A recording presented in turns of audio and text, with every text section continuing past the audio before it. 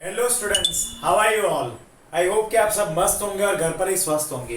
तो जैसे कि आप लोग जान रहे हो, हम लोग ने चैप्टर नंबर 2 को शुरू किया और उसमें हमने तकरीबन 3 से 4 वीडियोस कंप्लीट किए। और अगर हम लोग प्रीवियस वीडियो की बात करें तो उसमें हम लोग ने बोर्स एटॉमिक मॉडल की शुरुआत की थी और उस टॉपिक के अंदर हम लोग ने बेसिकली कंप्लीट किया था that was postulates of the bore atomic model. उनके postulates कंप्लीट किए थे। आज से हमें कुछ उसके कैलकुलेशंस करने हैं। तो मैंने प्रीवियसली बताया था आपको कि हमें postulates के बाद r की वैल्यू, फिर वेलोसिटी की वैल्यू, r यानी कि रेडियस की वैल्यू, v यानी कि वेलोसिटी की वैल्यू, और kinetic energy, potential energy and total energy की वैल्यूज को कैलकुलेट करना है बच्चों। तो जरा फोकस करके यहां पर ध्यान देना। हम लोग यहां पर कैलकुलेशंस करने वाले हैं, बट हम लोग कौन सा कैलकुलेशन करेंगे? r यानी कि रेडियस की वैल्यू का, v यानी कि वेलोसिटी की वैल्यू का, k यानी कि काइनेटिक एनर्जी की वैल्यू, pe यानी कि पोटेंशियल एनर्जी की वैल्यू एंड te यानी कि टोटल एनर्जी की वैल्यू।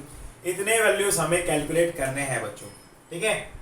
इसमें सबसे पहले हम लोग स्टार्ट करेंगे रेडियस स्मॉल r की वैल्यू को कैलकुलेट करना, ठीक है। रेडियस स्मॉल r की वैल्यू को कैलकुलेट करना हम लोग सीखेंगे बच्चों, ठीक है। कैसे करते हैं देखो, अब हम लोग याद करते हैं कि प्रीवियसली हम लोग ने एंगुलर मोमेंटम के फॉर्मूलास डिराइव किए थे। क्या फॉर्मूलास थे? L is equal to mvr। एक हमने ये डिराइव किया था और हमने ये इसको हमने इक्वेशन नंबर 1 ले लिया। एक और वैल्यू दैट इज nh/2π। ये दो वैल्यूज को हमने ऑलरेडी ये दो फॉर्मूलास को फाइंड किया था, ठीक है। That is number 1 and number 2। अब हम क्या करेंगे? ये दोनों इक्वेशंस को कंपेयर करेंगे बच्चों। क्या करेंगे? इन दोनों इक्वेशंस को कंपेयर करेंगे। लाइक ये क्या आएगा? कंपेयर करने पर mvr, या फिर हम एक काम कर सकते हैं कि हाँ, जरा ध्यान दीजिएगा आप लोग, पे अटेंशन हियर। यहां पर हम लोग ये चेक करेंगे कि इस इक्वेशन में क्या मिलेगा। mvr कंपेयर किया इज इक्वल टू nh/2π, और ये वाली जो इक्वेशन है उसका हम लोग क्या करेंगे? स्क्वायर करेंगे। क्या करेंगे? स्क्वायर करेंगे, ठीक है। यानी कि इक्वेशन नंबर 1 का स्क्वायर करेंगे एंड यहाँ पर हम लोग डिवाइड करेंगे। तो किसको डिवाइड करेंगे? जरा ध्यान से देखना।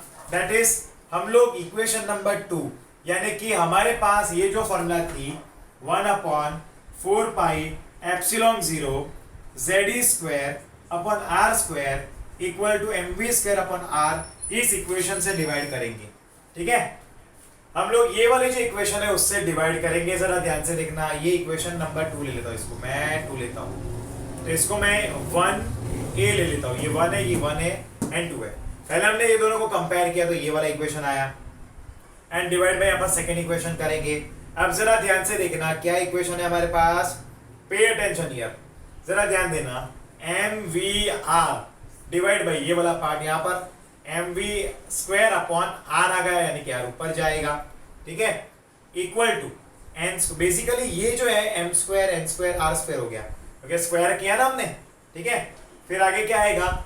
ये क्या आएगा? m² h²/4π का स्क्वायर डिवाइड बाय ये पूरा मल्टीप्लाई बाय क्या आएगा? जरा ध्यान देना, ze का स्क्वायर ऊपर जाएगा ये वाला पार्ट, दैट इज 4 का स्क्वायर, नहीं 4π, ठीक है, इंटू ε0 r², ये आएगा। अब जहां पर भी जो भी वैल्यू कट ऑफ होती है उसको हमें कट कर देना है। ये वैल्यू कट हो गया, v² कट, m कट, समझेगे नहीं? इतने वैल्यूज तो कट ऑफ हो गए। ये पाई कट, 4 कट, क्या रहा? जरा ध्यान से देखना मेरे प्यारे बच्चों, रहा क्या रिमेनिंग है यहाँ पर? तो है mr equal to n² h² ε0/π z²। ये फॉर्मूला मिल गया। अब हम क्या करेंगे? यहाँ पर r को सब्जेक्ट बनाएंगे, क्योंकि हमें r की वैल्यू फाइंड करनी है ना। r क्या आएगा? m वहां जाएगा, n² h² ε0/mze²π। ये इक्वेशन आया हमारे लिए। This is our equation, this is equation for the radius value. इसमें से हमें रेडियस वैल्यू मिलेगा। अब यहां पर हम ये चीज हंट आउट करेंगे कि ये सारे टर्म्स में से कांस्टेंट टर्म्स कौन से हैं। इन सारे टर्म्स में से कांस्टेंट टर्म्स को एक साथ लेंगे तो हमें मिलेगा r इज इक्वल टू क्या आएगा, कौन से वैल्यूज कांस्टेंट है, एच स्क्वायर एप्सिलॉन 0, ये इतना तो कांस्टेंट है, डिवाइड बाई पाई कांस्टेंट है, और क्या क्या कांस्टेंट है, एम ई स्क्वायर की वैल्यू कांस्टेंट है, मल्टीप्लाई बाई जो वेरिएबल टर्म है, तो वेरिएबल टर्म हमें क्या मिला, एन स्क्वायर अपॉन जेड मिल गया, ये वेरिएबल टर्म्स है, ठीक है क्या नहीं। ये हमें क्या मिल गया, ये हमें आर की वैल्यू मिल गई।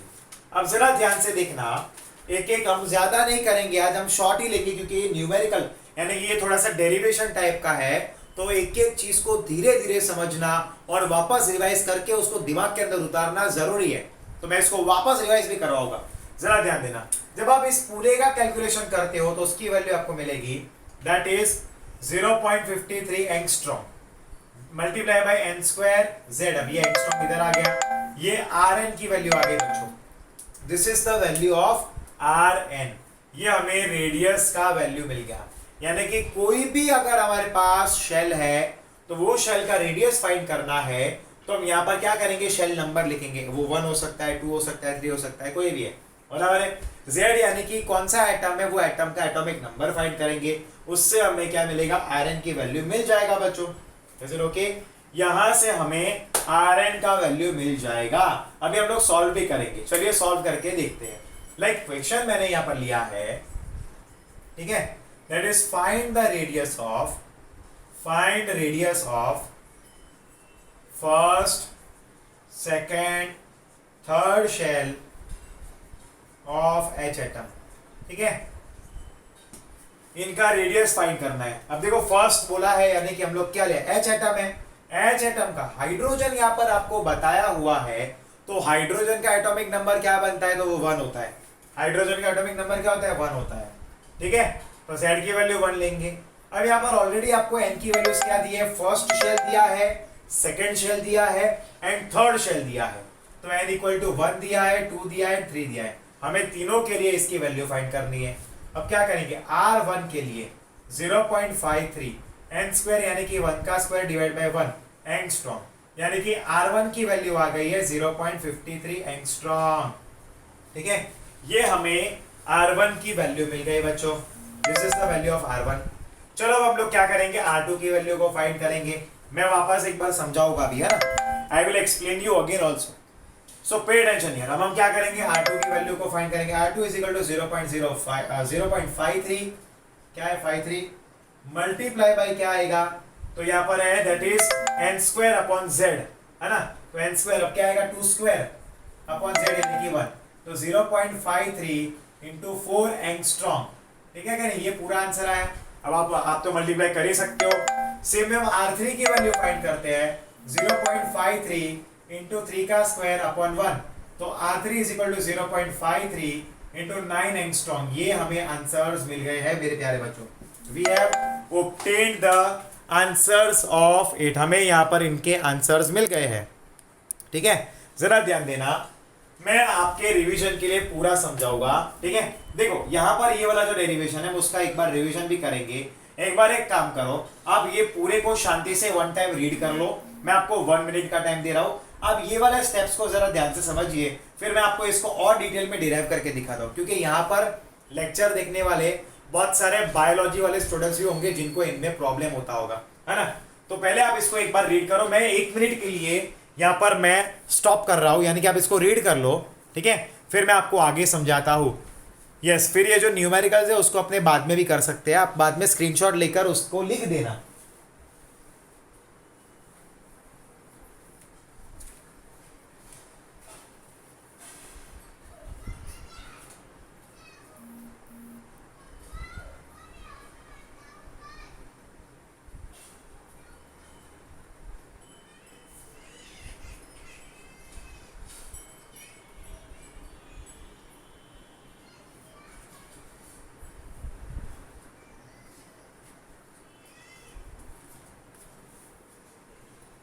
चलिए, मुझे लगता है कि आपने समझ लिया होगा। मैं ये डेरिवेशन को वापस एक बार समझाऊंगा, जरा ध्यान देना। ओके चलो, ये डेरिवेशन को मैं वापस एक बार एक्सप्लेन करता हूं ताकि आपको ये क्लियर हो जाए। देखो हमें क्या फाइंड करना है, जरा ध्यान देना है ना। What we need to find, तो हमें फाइंड करना है आर की वैल्यू। ठीक है, अब देखो जैसे कि प्रीवियस लेक्चर की अगर हम लोग बात करें तो हम लोग ने एक फॉर्मूला को ऑलरेडी डिराइव किया था और वो फॉर्मूला हमारे पास था, दैट वाज 1/4πε0 क्या आएगा फिर ZE² upon R² equal to MV² upon R। ये इक्वेशन को हमने ऑलरेडी डिराइव किया था। ठीक है, वी हैव डिराइव्ड दिस, और इसको हम लोग एक काम करते हैं, इक्वेशन नंबर 2 लेते हैं।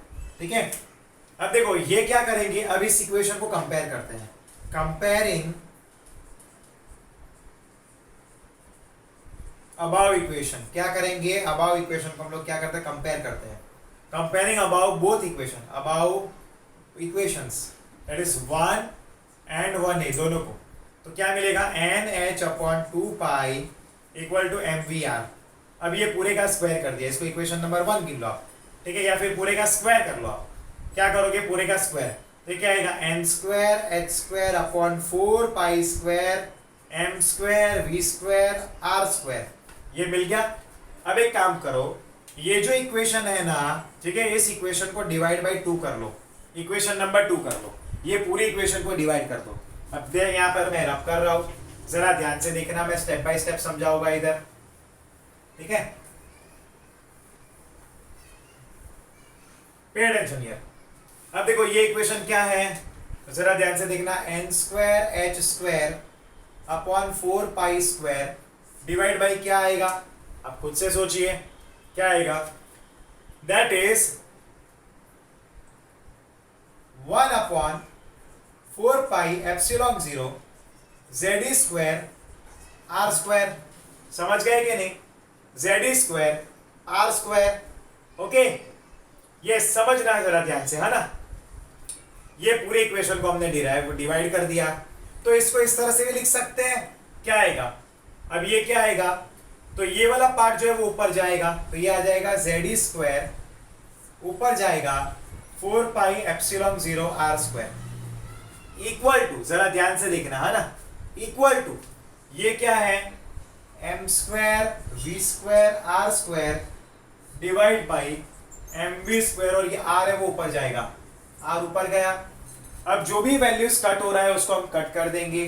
ठीक है, जरा ध्यान से देखना, 4 कट हो गया, ये पाई कट हो गया, R² कट हो गया, V² कट हो गया, M ये और ये कट हो गया, रहा क्या, तो रह गया इतना, that is N² H² ε0 upon πZE² equal to MR, ये MR हो गया। अब हमें क्या फाइंड करना है, हमें R की वैल्यू को फाइंड करना है ना। तो हम यहाँ पर R को सब्जेक्ट बनाएंगे, तो M नीचे जाएगा, R equal to N² H² ε0 MZE² पाई, ये इक्वेशन मिल गया, MZE² पाई। ठीक है, ये इक्वेशन मिला। अब ये इक्वेशन में हमने क्या किया, जो भी कांस्टेंट टर्म्स है वो सबको साथ में ले लिया।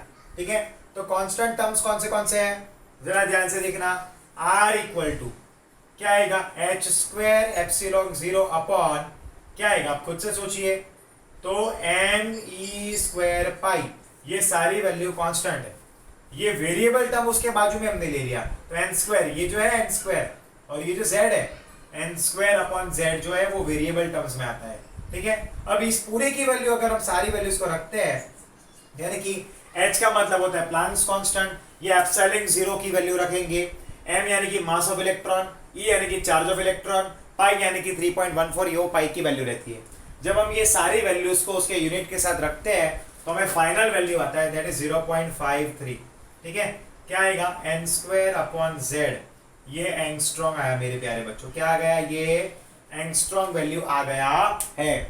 इज इट ओके, क्लियर है, यस, समझ में आ गया पूरा डेरिवेशन।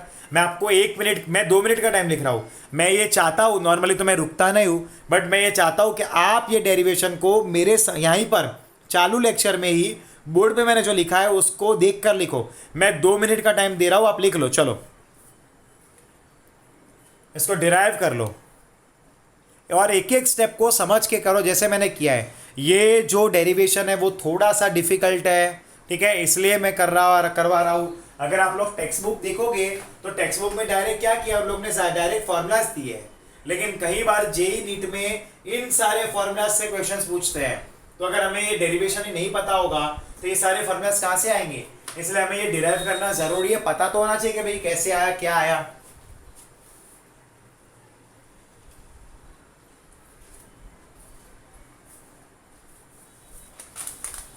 लिख लो, चलो मेरे सामने ही लिखो, मैं 2 मिनट के लिए वेट करता हूं, लिख लो।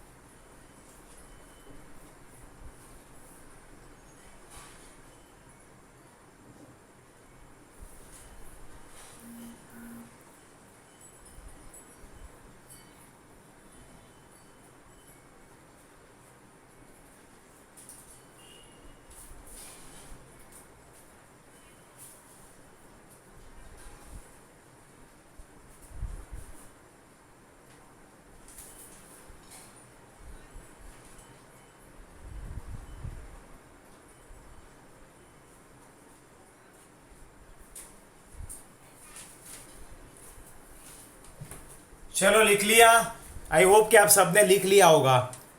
मैं एक एमसीक्यू करवाता हूं जो जेई लेवल का है। चलो मैं आपको एक मल्टीपल चॉइस क्वेश्चन करवाऊंगा जो जेई लेवल का है, ठीक है। यस, जरा ध्यान देना। क्वेश्चन ये है, which of the following will have same radius as first shell of H atom. JEE NEET level का है, जो आगे के कोई पेपर में पूछा हुआ क्वेश्चन मैंने यहां पर लिया है, ठीक है। Which of the following will have same radius as first shell of H atom, ठीक है। ओके, यानी कि जरा ध्यान से देखना, ये R की वैल्यू हमें मिल गई थी, यही फॉर्मूला को अप्लाई करेंगे हम लोग। तो A दिया है n equal to 2 Li, B दिया है n equal to 2 B, C दिया है n equal to 2 He, D दिया है n इक्वल टू 3 He। चलिए हम एक के बाद एक चेक करेंगे। पहले हम ये देखते हैं कि भाई n इक्वल टू 1 के लिए क्या आएगा, R n यहाँ पर है ना, तो यहाँ पर n इक्वल टू 1 लिया तो R1 आएगा 0.0 मतलब 0.53 इंटू जेड स्क्वायर। अब ये हाइड्रोजन है तो हाइड्रोजन के लिए z की वैल्यू क्या आएगी, 1, है ना। हाइड्रोजन है तो z की वैल्यू क्या आएगी, that will be equal to 1, okay. तो ये बन जाएगा 1 square divide by z, oh sorry, हाँ 1 स्क्वायर ही है ना, n equal to first shell बोला है एंड z की वैल्यू भी 1 आएगा, एंगस्ट्रॉम, तो ये आ जाएगा 0.53 एंगस्ट्रॉम। यानी कि ए बी सी डी ये चार में से किसकी वैल्यू इसके बराबर आएगी वो चेक करनी है।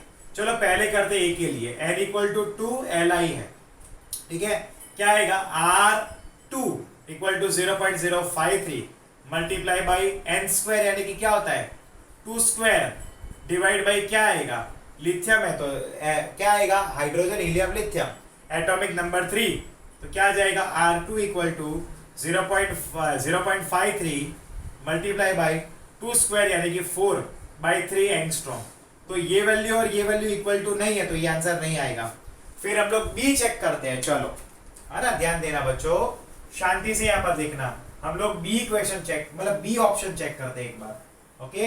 बी ऑप्शन क्या दिया है, that is equal to n equal to 2 beryllium B, तो क्या आएगा R2 equal to 0.53 Z square, beryllium यानी कि क्या आएगा 2 स्क्वायर है ना, अरे 4 स्क्वायर होगा, सॉरी बेरिलियम के लिए ये रहेगा, मतलब सॉरी n इक्वल टू 2 है तो ये 2 स्क्वायर आया, डिवाइड बाय बेरिलियम क्या है, एटॉमिक नंबर 4 रहता है, हाइड्रोजन, हीलियम, लिथियम, बेरिलियम, तो n की वैल्यू तो 2 ले ली तो 2 स्क्वायर हो गया, डिवाइड बाय z की वैल्यू क्या है 4 है, तो R2 equal to 0.53 into 4 divide by 4 angstrom, ये कट आएगा 0.53 एंगस्ट्रॉम, तो ये जो वैल्यू है ये इसके बराबर आ गई है, तो अपना ये जो ऑप्शन बी है दैट इज करेक्ट आंसर।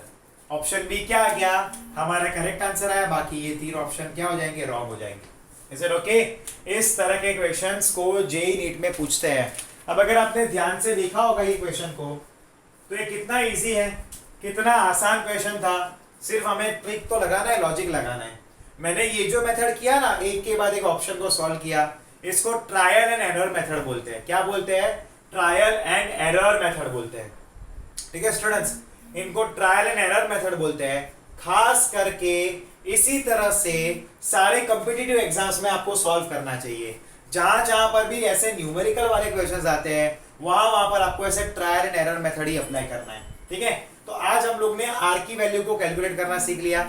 हमने क्या देखा कि आर का फॉर्मूला क्या होता है, radius of shell, that is r n is equal to r n, यानी कि रेडियस ऑफ शेल, कौन से शेल, एन शेल। ठीक है, it is 0.53 multiply by n square divide by that is Z. ठीक है ना, यही तो दिया था हमें, ये हम एंगस्ट्रॉम, यही फॉर्मूला है, और ये फॉर्मूला बहुत इंपॉर्टेंट है। आप अगर टेक्स्ट बुक देखोगे तो उसमें ये वाली फॉर्मूला दी है, और हमने क्या किया, ये फॉर्मूला को डिवाइड कर लिया है बच्चों। We have derived this formula. ठीक है, क्लियर है? बस ऐसे ही बहुत सारे क्वेश्चंस आएंगे। अब एक हम काम करेंगे, ये थोड़ा सा जो डेरिवेशन है वो थोड़ा डिटेल में है, थोड़ा हमने समझा डिटेल में, बराबर है। तो हम ये वीडियो को इतना ही रखते हैं, छोटा सा वीडियो बनाए, 23-24 मिनट का वीडियो बनाए, कोई बात नहीं, छोटा सा तो नहीं है, बट जितना होना चाहिए उतना ही है। ठीक है, तो हम एक काम करेंगे, अब नेक्स्ट यानी कि कल के लेक्चर में हम V की वैल्यू एंड काइनेटिक की एनर्जी की वैल्यू, ये दोनों वैल्यू एक साथ वीडियो में कर देंगे। तो ये इसके टाइप के न्यूमेरिकल आप और भी न्यूमेरिकल्स अपने आप बना सकते हो। n इक्वल टू 3 ले सकते हो, n इक्वल टू 5 ले सकते हो, एलिमेंट कोई भी ले सकते हो। आपने हाइड्रोजन ले लिया, आपने बेरिलियम ले लिया है, आपने ऑक्सीजन ले लिया है, नाइट्रोजन ले लिया, आप ऐसे कोई भी न्यूमेरिकल को लेकर सॉल्व कर सकते हो। चलिए, तो फिर आई होप कि आपको आज के लेक्चर में मजा आया, समझ में आया। आज का लेक्चर जो था एक डेरिवेशन न्यूमेरिकल बेस्ड था। अब हम कल के लेक्चर में मिलते हैं बच्चों। Till then goodbye and take care. Okay, goodbye and take care. मैं 30 सेकंड के लिए वेट कर रहा हूँ, ताकि कुछ लोग रीड करके इसको नोट कर ले, आप बाद में भी स्टॉप करके नोट कर सकते हो। ठीक है बच्चों, खूब मेहनत करना, मतलब मेहनत करना पूरी तरह से, और पूरे जुनून से और उत्साह से मेहनत करना। मेहनत करने से अच्छा रिजल्ट आता है। ओके, चलो बाय एंड टेक केयर।